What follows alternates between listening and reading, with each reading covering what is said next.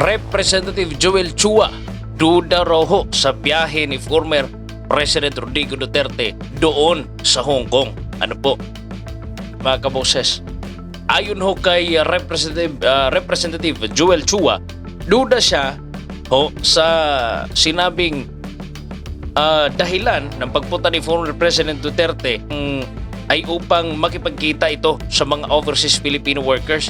Kasi raw ho, lumalabas ng event raw ho na dinaluhan ni former President Rodrigo Duterte ay hindi raw ho para sa pangkalahatang OFW community, kundi sa programa raw ho ng Kingdom of Jesus Christ de Apollo Kibuloy na kilalang kaalyado ng pamilyang Duterte. Pero sino ba yung mga nandun, mga kaboses? Ano po? Sasagutin ho natin itong duda ho ni Representative Joel Chua kasi mukhang excited ho sila, no po, mga kaboses, kahit hindi pa kinumpirma ng ICC, mga kaboses, yung arrest warrant ho laban ho kay former President Rodrigo Duterte na isi-serve ho ng ICC. Hindi pa naman po na-coordinate, ano po, at sinabi ho yan ng Malacanang.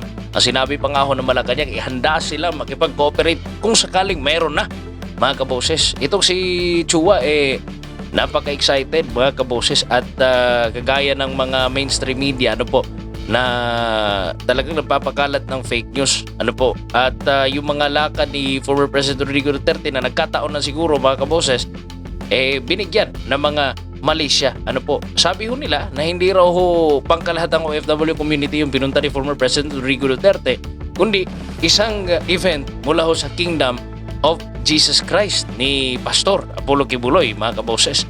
Sa gitahon ng mga balitang maaring lumabas na ang arrest warrant mula sa International Criminal Court laban kay former President Rodrigo Duterte, ito ho yung kanilang mga pagdududa, ano po, mga kaboses. Ito po yung mga kanilang mga iniisip, mga kaboses. Ang pagdududa ho ay mas lalong lumakas pa raw ho noong ilang araw na mula nang umalis si Duterte. Ngunit hindi pa siya bumabalik hanggang ngayon sa Pilipinas, ano po. Kung totoo raw hong walang kinatatakutan ng dating Pangulo, bakit tila nagiging misteryoso raw ho ang kanyang pananatili sa ibang bansa? Ano po, mga kaboses? Siguro, unang-una may right si former President Rodrigo Duterte na pumunta sa ibang bansa, mga kaboses. At sinabi niya rin doon sa event, mga kaboses, na handa niyang harapin ang ICC. Ano po, mga kaboses? So, ibig sabihin, ready ito, mga kaboses, na maghumarap doon sa ICC. At hindi naman siguro yan talaga magtatagal doon, mga kaboses, lalo na kung turista lang siya doon sa Hong Kong. Hindi naman siya residente doon, mga kaboses.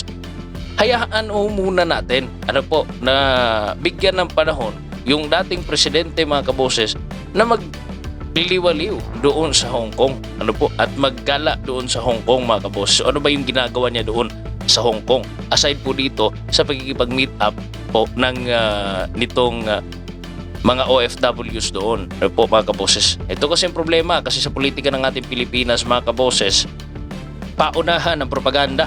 Ano po, kapag mayroong konting galaw mo dyan, ginagawan ka agad ng issue, mga kaboses. Lahat ho may mali siya. Ano po, ito po sa usapin po ng ICC warrant, mga kaboses, malabo pa naman ho ito. Ano po, kung hindi man ngayon isi-serve, mga kaboses, tiyak, kung isi-serve man yan, kung totoo mang merong ICC warrant, mga kaboses, for sure, isi-serve nila yan sa araw kung kailan kailan darating si former President Rodrigo Duterte. Ano po, mga kaboses? So, ibig sabihin, mag-antay na lang kayo. Huwag tayo magpapakalat ng fake news. Ano po, mga kaboses, hindi verified na mga information para lang sirain yung pangalan ng isang tao. Ano po? Kaya nga ho, sinagot ni former President Rodrigo Duterte doon sa event, no, sa kanyang pagkikipagkita. Pero duda pa rin sila, mga kaboses, kahit sinagot na ni former President Rodrigo Duterte yung mga mga issue sa kanya dito sa Pilipinas, mga kaboses. Samantala, hindi rin nakaligtas, ano po, sa kontrobersya si Vice President Sara Duterte na nasa gitna rin ho ng impeachment trial dahil sa maling paggamit ho ng pondo at pagbabanta sa ilang matataas na opisyal ng gobyerno, mga kaboses.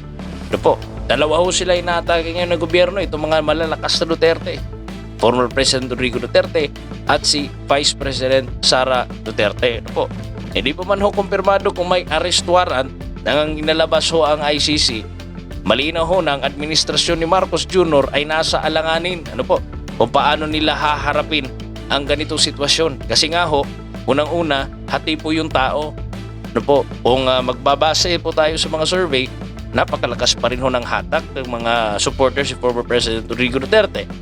At kung magkakaroon man ng wrong move, yung kumakalaban sa mga Duterte, mga kaboses, baka magkaroon talaga ng problema itong bayan.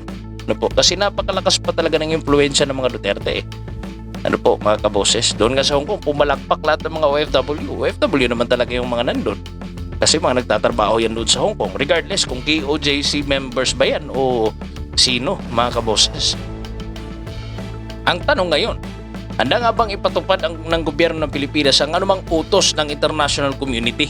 O gagamitin ba nila ang kanilang kapangyarihan upang protektahan ang dating Pangulo, mga kaboses? Pero, na tanong na sagot na huyan, ng Malacanang na handa sila makipag-cooperate. Mga kaboses? Yun nga lang, kung i-implement ba nila, mga kaboses, o baka mag-aalinlangan sila, dahil mas mananaigo ang boses ng bayan, mga kaboses. Sa isang bansa ho kung saan ang batas ay dapat manaig sa lahat, maging isang malaking pagsubok kung paano ito haharapin ang kasalukuyang administrasyon at paano ito tatanggapin ho ng taong bayan. Abangan ho natin, huwag ho tayo maghusga, mga kaboses, at huwag ho tayong kumagat sa mga fake news.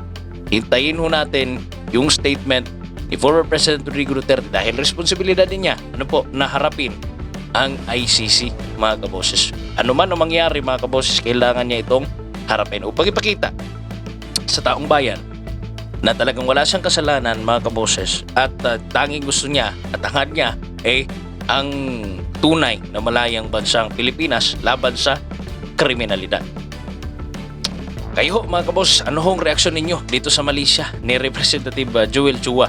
I-comment nyo sa baba, at paki-like, share, and subscribe po sa ating YouTube channel. God bless po sa inyong lahat, mga kaboses. Sa susunod na episode ulit. Bye-bye and God bless. Vox Populi PH po. Bye-bye.